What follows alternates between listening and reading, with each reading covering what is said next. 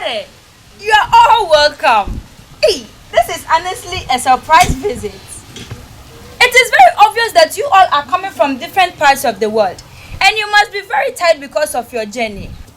I'm really honored. As part of tradition, when a visitor comes into our home, we're supposed to offer them some nutritious energy-filled water called Zomkom. To get my nutritious drink, I have my flour inside my calabash here, which is millet flour, some organic shea butter, and some water here. So as I mash my millet flour with my shea butter, I gradually add some water to it to make it become very soft.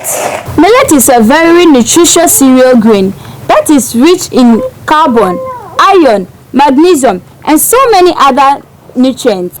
It is time for us to add some water to our zonko.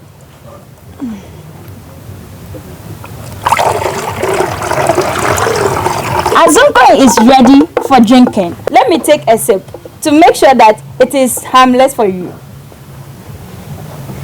Let me put it here. You are welcome once again to the land of Bongo. My name is Ruth Awintanga, and this is my family house, Akerehire. Farming is the major occupation, and millet is the main grain crop, even though we also grow crops like potatoes, maize, and whole lots. Let me take you quickly and tell you something about Bongo. Millenniums ago, Bongo was inhabited by a group of people called the Busasis. These Busasis lived in Bongo peacefully until Bongo was discovered and taken away from them by a hunter called Awobgo from Nanlergo in the Mamprisi land.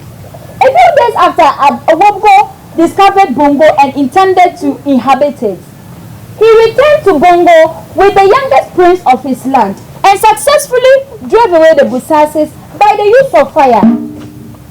After claiming Bongo from the Busasis, Awobgo was wondering what name would I give to this land, until he remembered that he once saw a python whilst hunting around the Bongo rocks. Then he said, this python, as it didn't harm him, then came in peace. So he decided to name Bongo after this python.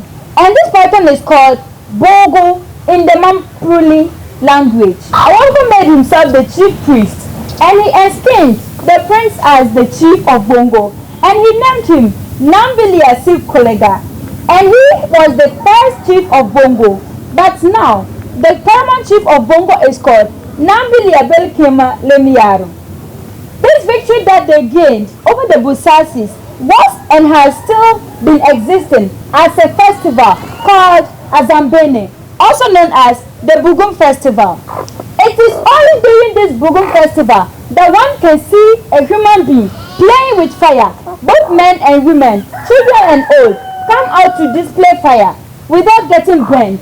One can put fire on himself without getting burnt. We all know that fire is a good servant but a dangerous master. But in Bongo here during Azambene, it is the vice versa. We exchange gifts, visit friends, sing and dance the dances of our land, like the Pone, the Solomon, the War Dance, and all the dances that are known in Bongo here. Azambene is not complete without men and women, children and adults displaying their colorful, beautifully woven smocks. This smock, as also known as Fugu, is called Motane in my language. And the word Motane comes from the word Mua, meaning somebody from the Moshi land.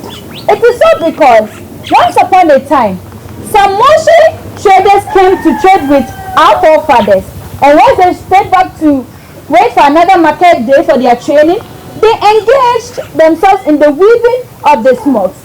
Our forefathers also grasped that opportunity to learn the skill, and the skill has been existing since that time. This woven smoke, also known as the woven fugu, can be worn to so many places and occasions like naming ceremony, marriage ceremony, festivals, funerals, and so many other places.